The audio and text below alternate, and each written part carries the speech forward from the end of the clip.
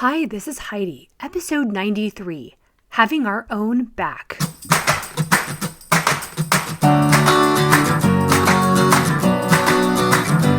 Life isn't a spectator sport. Success comes to those who show up every day with a pocket full of courage, grit, and a little sparkle. I'm glad you're here.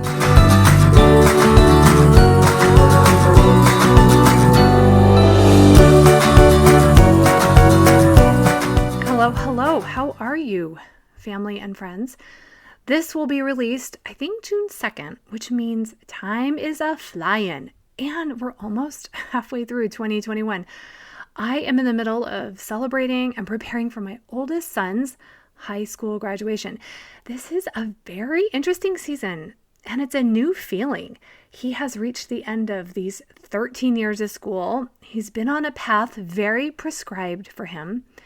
And we've talked to him about how this new path is one where he's going to have a lot more control over different choices, which means more freedom and also more decisions and more responsibility. I've been really allowing myself to be very present, to celebrate my support and contribution to him. I'm celebrating how I've handled some stressful situations with much more confidence and faith than I would have prior. And I'm also giving myself grace for areas where maybe I learned through just showing up and doing my best. We aren't rushing to anything new. We're enjoying this right here. Schedules and responsibilities may change in the future, but I'm managing my brain to stay in the pride and happiness and focus on all the good. I am, though, a little excited to clean up some of his school stuff and space, like a renewal. But I seem to be the only one excited about that. I'm putting the final touches on an exclusive virtual mental gym or country club of sorts for mothers of teenagers to gather, a place where I can teach and coach more courageous mothers of teenagers, who then in turn can be amazing examples to their families. Our teens may not say it now, but they're looking to us to anchor ourselves and anchor them. And I know it's possible to manage our minds and emotions so we show up with much more inner peace and grounding instead of the unpredictable waves of insecurity and stress and anxiety. I'll have the group called Lighten Up open for founding members very soon, so make sure you are on my email list or in my free Facebook group, Lose Weight and Gain Confidence with Heidi. So you can join and lock in this founding member lowest rate. One of the topics we will cover, and I work with every client on, is the art of building our confidence, our identity, our self-compassion from the inside. We need to have our own back. I want to talk today about several ways that we do this by giving you several examples from my life. Recently, I overheard a conversation where a woman told how glad she was to know her ex-husband had her back. And when she went on to explain this, she said, this is what it looked like to have her back. When there was an emergency and a serious situation at their child's school, he was there with little notice. The woman needed support, and he was there to be on her side and advocate for their child. He wasn't fighting against her, as I also got the sense that he wasn't always reliable in other situations. I think these very basic actions and attitudes are exactly what we need to cultivate and practice for ourselves so we can have our own backs. Because when it comes down to it, we have total control if we are there for ourselves. Even though, of course, it feels great to have support from others. But when we can't, either because they don't have the capability or understand the situation, true grounded confidence comes from knowing we can be there for ourselves. We want to know in an emergency situation or with little notice, we can show up to be the exact supporting thoughts, emotions, and actions that we need on our side, advocating for our own abilities and not fighting against ourselves.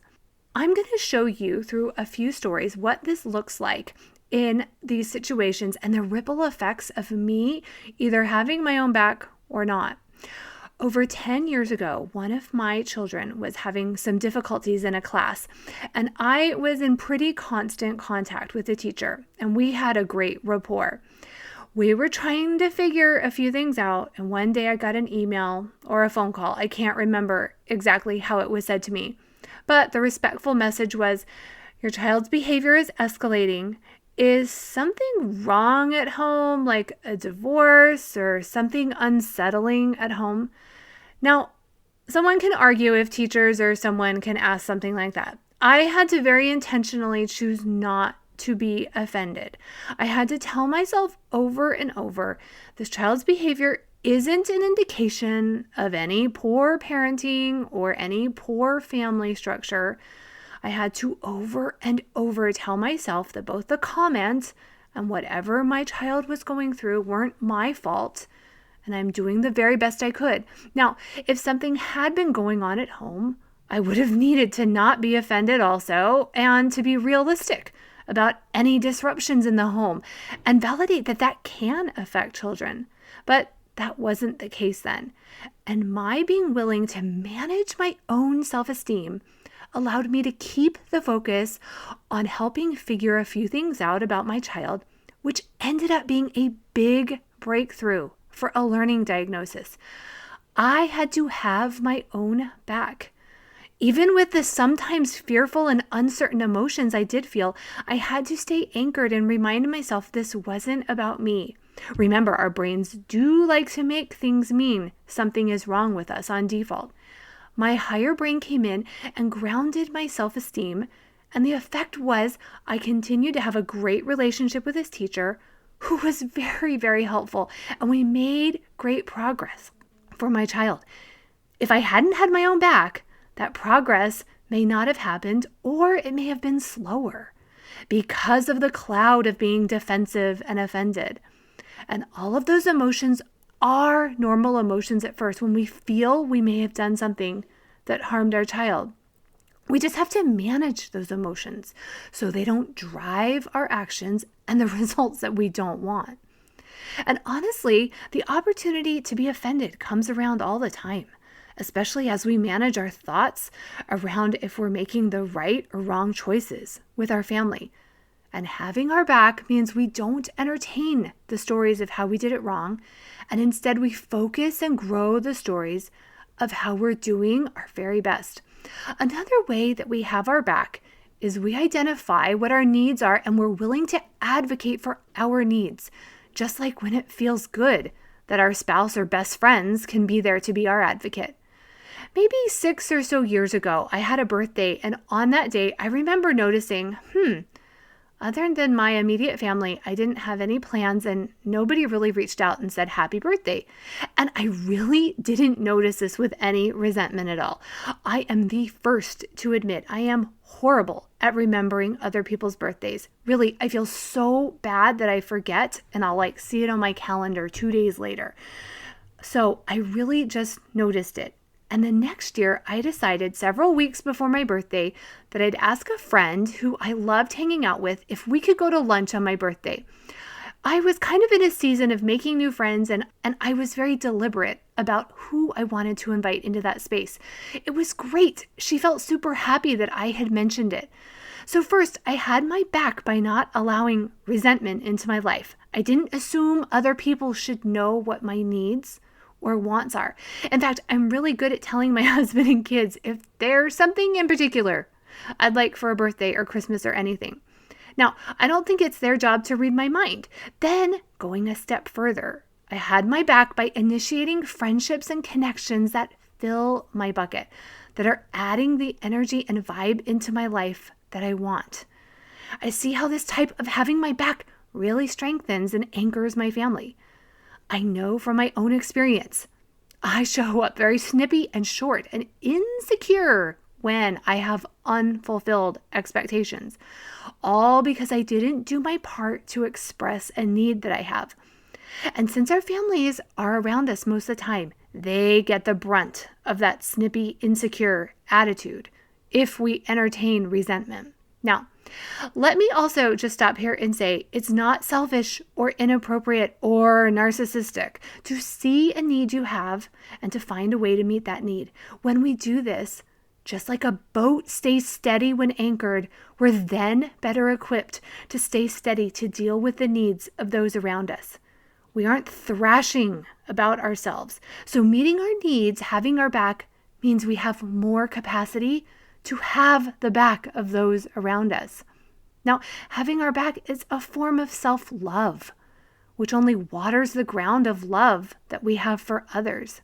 Now, another example of a way we have our own back is when we can encourage, motivate, and support ourselves just like a large cheerleading squad when we just need to keep going, when obstacles keep appearing. I share the experience in episode 64 of my weight loss story, and nothing exemplifies this better than when I went to check in for my first week of Weight Watchers after having my son. He was about 9 weeks old, and I was bigger than ever. I wasn't feeling great about myself. It had been a very emotional few months with unexpected and discouraging events after his birth. And I went to this first weigh-in when many people lose a lot of weight, even if it's just water weight. And my weight had gone up by 3 pounds. Up. The Weight Watcher women were flummoxed and asked me nicely to step aside and talk to the lead coach to see what it might be. I was horrified and humiliated, all because of what was going on in my head. And in those few minutes of self-imposed embarrassment and massive discouragement, I had to make a decision. And it wasn't coming from anyone or anything outside of me.